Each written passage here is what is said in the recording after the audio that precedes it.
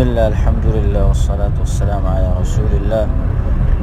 ورو سوال کړی دی چې ما یو عالم نه اورېدلی دی چې دا استخاري دعا د سلام نه مخکې ویلی شوی. دا یو هندي عالم دی او د هغه نه ما اورېدلی دي. هغه وایي زه چې کله استخاري لمونځ کوم نو زه د سلام نه مخکې دعا وایم او دغه زما طریقه ده د استخاري. او بعض علماو نه ما دا اورېدلي دي چې دا به د سلام نه وروسته وی. نو زه په دې کې کنفیوز یم چې زه څه وکړم، سلام نه مخکې ویم او که وروسته کومه بهتره طریقه ده. د دې خبرې جواب وبالله التوفیق. په دې مسله کې علماو اختلاف کړی دی چې دا دعا به د سلام نه مخکې وي که وروسته ووي.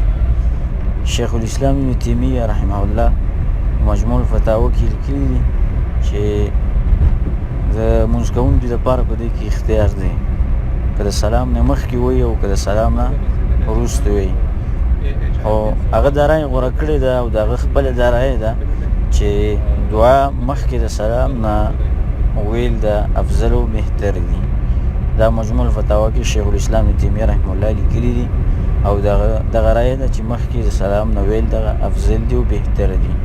لیکن جمهور علما هغې دا وایي چې د سلام نه وروسته ویل دعا دا افضل دي او که چا د سلام نه مخکې وویله نو دا جایز دي، ولیکن افضل دا دي چې هغه د سلام نه وروسته وویلی شي. او صالح بن عثیمین رحمه الله هم دا خبره کړې ده چې دعا وروسته د سلام نه ده، ځکه حدیث کې راغلی دی چې ثم لیقل، او دا ثم د هغه الفاظو نه دی چې هغه دلالت معنی د تراخی او د تعقیب ورکوي. یعنې کله چې دا 2 رکعته مونځ وکړي نو مونځ پسې به او سلام ووړی او د سلام نه وروسته به دعا وایي. نو د ثم لفظ دغه فایده ده په دې کې. او شیخ الباني رحمه الله د هغه هم دغه رایه او دغه قول دی چې دا د سلام نه وروسته ویل پکار دی او مخکې ویل جایز دی، ولیکن افضل دا د سلام نه وروسته دي. او دا د صحابه کرامو طریقه وه او دا د رسول صلی الله علیه وسلم طریقه وه.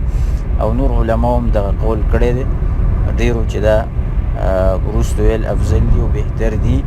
او که یو سړی مخکې ووایي تشهد نه وروسته ووایي د سلام اړولو نه مخکې یا په سجده کې ووایي نو بعض علماو دا ویلي دي چې دا ویلی شي او دغه جایز دي. که سړی ووایي نو ویلی جایز دي، ولیکن افضل دا د سلام نه وروسته دي.